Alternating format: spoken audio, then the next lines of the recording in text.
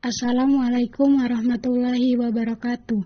Perkenalkan, saya Sri Herawati, NIM 2130202241 dari kelas PAIH, kelompok 4 akan menjelaskan materi tentang pendidikan dan modernisasi.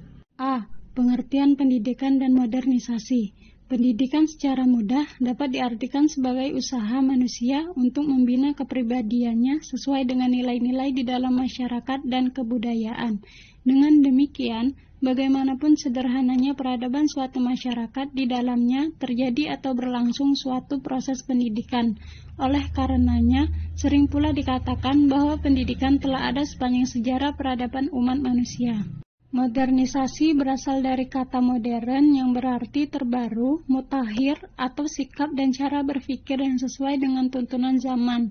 Selanjutnya, modernisasi diartikan sebagai proses pergeseran sikap dan mentalitas sebagai warga masyarakat untuk bisa hidup sesuai dengan tuntunan masa kini.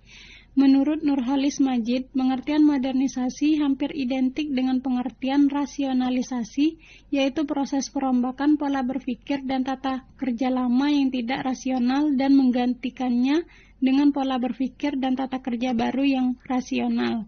Hal itu dilakukan dengan menggunakan penemuan mutakhir manusia di bidang ilmu pengetahuan.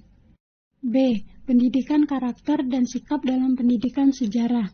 Pendidikan sejarah berhubungan erat dengan pendidikan karakter. Menurut Anies, tujuan pembelajaran yang sebenarnya adalah nation and character building. Pendidikan karakter merupakan pendidikan budi pekerti yang melibatkan aspek pengetahuan atau kognitif, perasaan, dan tindakan.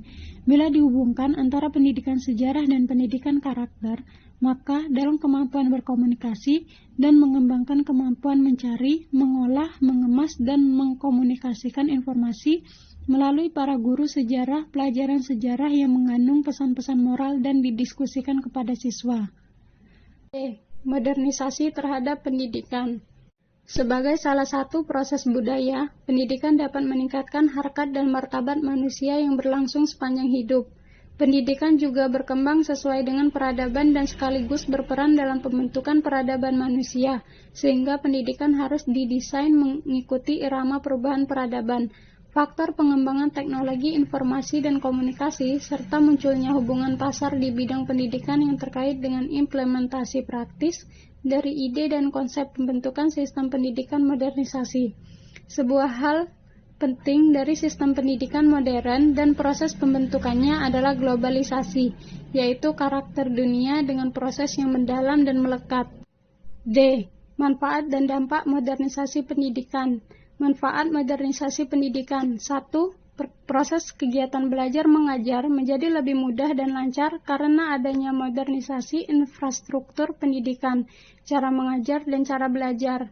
2. Pengajar dan peserta didik menjadi lebih mengetahui berbagai penemuan baru dan hal-hal yang dapat membantu kehidupan sehari-hari mereka, sehingga mereka tidak ketinggalan zaman dan dapat mengikuti perkembangan zaman.